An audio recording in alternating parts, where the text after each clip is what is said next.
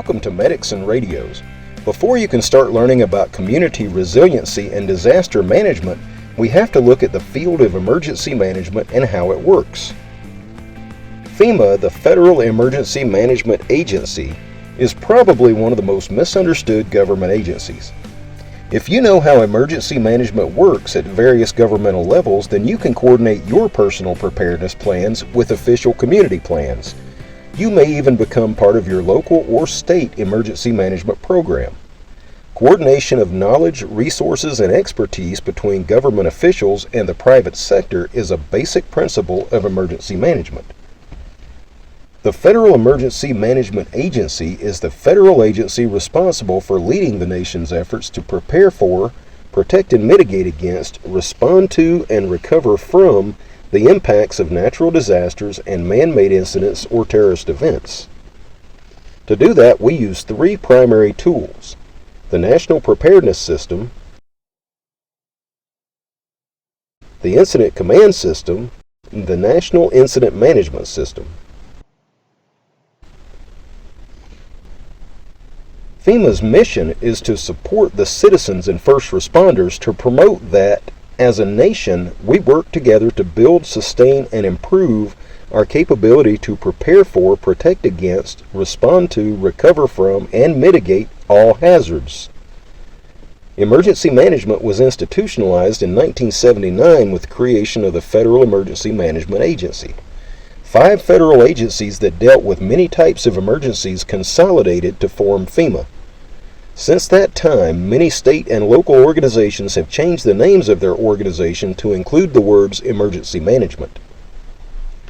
The name change indicates a change in orientation from specialized preparedness for single or narrowly defined categories of hazards toward an all-hazards approach that includes potential threats to life and property through environmental and technological hazards and domestic and foreign attacks.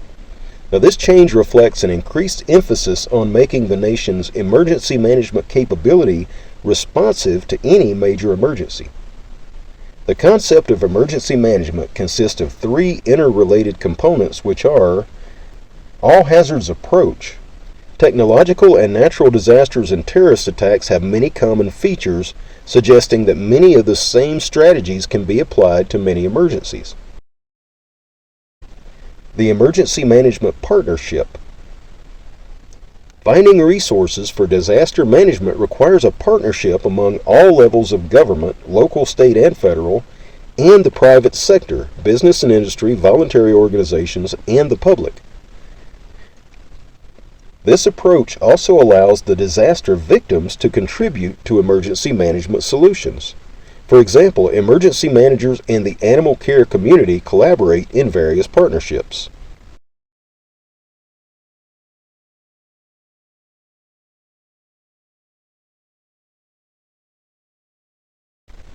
The emergency life cycle. Disasters do not just appear one day. They exist through time and have a life cycle of occurrence. This cycle is matched by a series of management phases: establish strategies to mitigate hazards, prepare for and respond to emergencies, and recover from effects.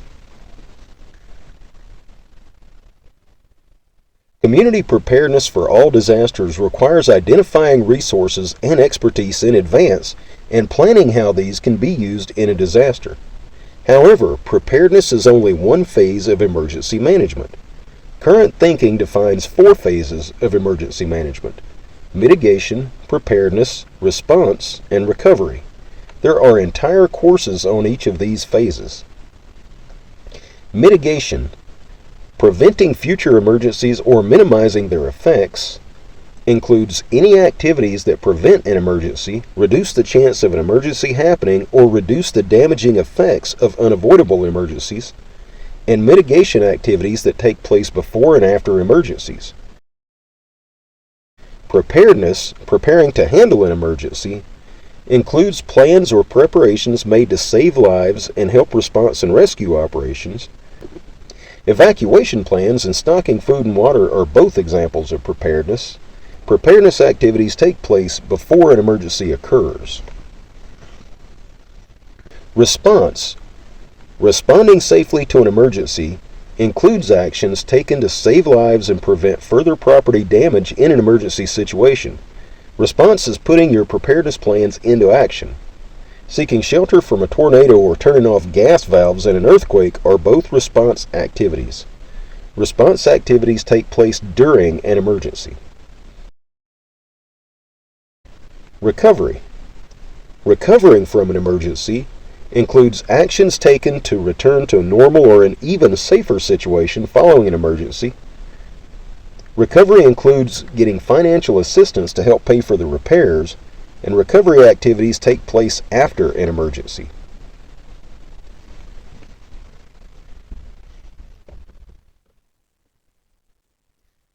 FEMA Incident Management. Incident management has two components: NIMS, the National Incident Management System, and ICS, or the Incident Command System. ICS is how things get done. NIMS is where stuff comes from.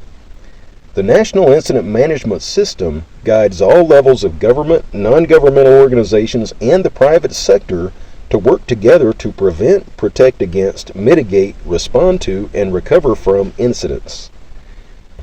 NIMS provides stakeholders across the whole community with a shared vocabulary, systems, and processes to successfully deliver the capabilities described in the National Preparedness System.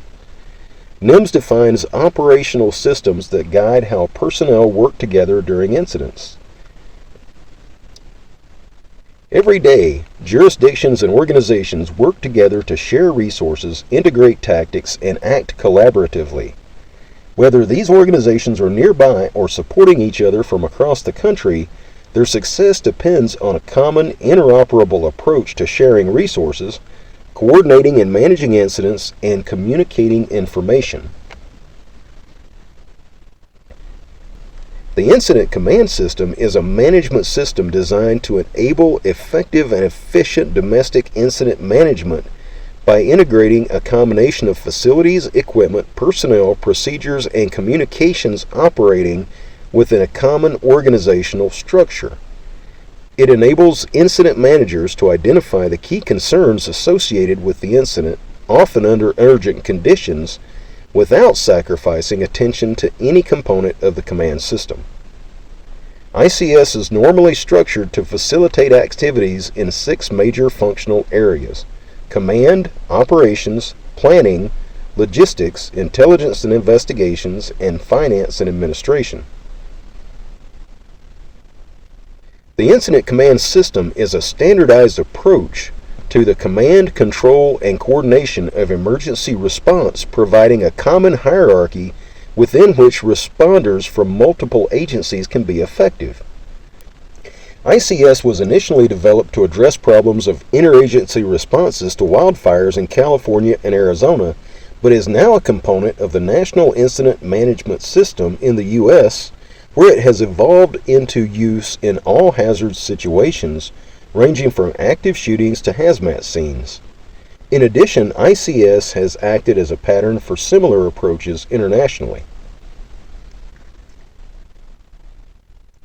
The key concepts of the Incident Command System are: unity of command. Each individual participating in the operation reports to only one supervisor. This eliminates the potential for individuals to receive conflicting orders from a variety of supervisors, thus increasing accountability, preventing freelancing, improving the flow of information, helping with the coordination of operational efforts, and enhancing operational security and safety. Common terminology. Individual response agencies previously developed their protocols separately and subsequently developed their terminology separately. This can lead to confusion, as a word may have different meaning for each organization. When different organizations are required to work together, the use of common terminology is an essential element in team cohesion and communications, both internally and with other organizations responding to the incident. Management by objective. Incidents are managed by aiming towards specific objectives. Objectives are ranked by priority and should be as specific as possible, must be attainable, and if possible, given a working time frame. Objectives are accomplished by first outlining strategies, then determining appropriate tactics for the chosen strategy. Flexible and modular organization. Incident command structure is organized in such a way as to expand and contract as needed by the incident's scope, resources, and hazards. Command is established in top-down fashion, with the most important and authoritative positions filled first. For example, incident command is established by the first arriving unit. Only positions that are required at the time should be established. In most cases, very few positions within the command structure will need to be activated. For example, a single fire truck at a dumpster fire will have the officer filling the role of IC with no other roles required. As more trucks get added to a larger incident, more roles will be delegated to other officers, and the incident commander role will probably be handed to a more senior officer. Only the largest and most complex operations would the full ICS organization be staffed. Span of control. To limit the number of responsibilities and resources being managed by any individual, the ICS requires that any single person's span of control should be between 3 and 7 individuals, with 5 being ideal. In other words, one manager should have no more than 7 people working under them at any given time. If more than 7 resources are being managed by an individual, then that individual is being overloaded and the command structure needs to be expanded by delegating responsibilities. If fewer than 3, then the position's authority can probably be absorbed by the next highest rung in the chain of command. Coordination. One of the benefits of the incident command system is that it allows a way to coordinate a set of organizations who may otherwise work together sporadically. While much training material emphasizes the hierarchical aspects of the ICS, it can also be seen as an inter-organizational network of responders. These network qualities allow the ICS flexibility and expertise of a range of organizations. But the network aspects of the ICS also create management challenges. Incident action plans. Incident action plans ensure cohesion amongst everyone involved towards strictly set goals. These goals are set for specific operational periods. They provide supervisors with direct action plans to communicate incident objectives to both operational and support personnel. They include measurable strategic objectives set for achievement within a time frame, also known as an operational period, which is usually 12 hours but can be any length of time. The consolidated IAP is a very important component of the ICS that reduces freelancing and ensures a coordinated response. At the simplest level, all incident action plans must have 4 elements. What do we want to do? Who's responsible for doing it?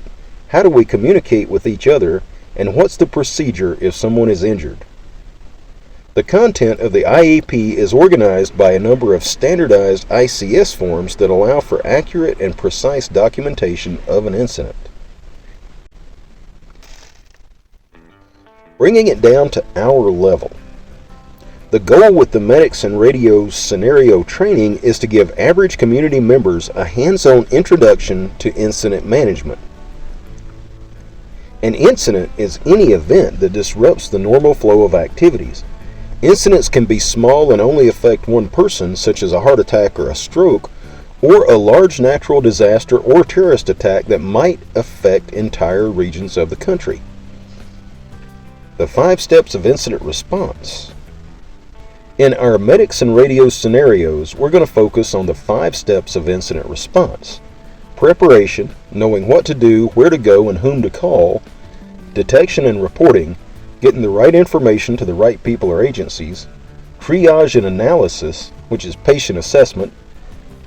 Containment and neutralization, treatment of the signs and symptoms presented. Post-incident activity, after-action reports and other reports. Medics and Radios scenarios use small incidents like heart attacks and strokes to train community members in concepts and procedures of incident management. Community members can take advantage of our free online Medics and Radios course to get FEMA certifications as well as certifications from other agencies like the National Wildfire Coordinating Group and Amateur Radio Emergency Services. The Medics and Radios course isn't actually a course. It's just a way to present the various links and information in a logical and useful way for lay responders. You don't have to register, and all the videos and other information are set to preview mode for immediate access. Watch Medics and Radios for more videos on FEMA and other emergency management agencies. Thanks for watching, and be sure to subscribe and thumbs up.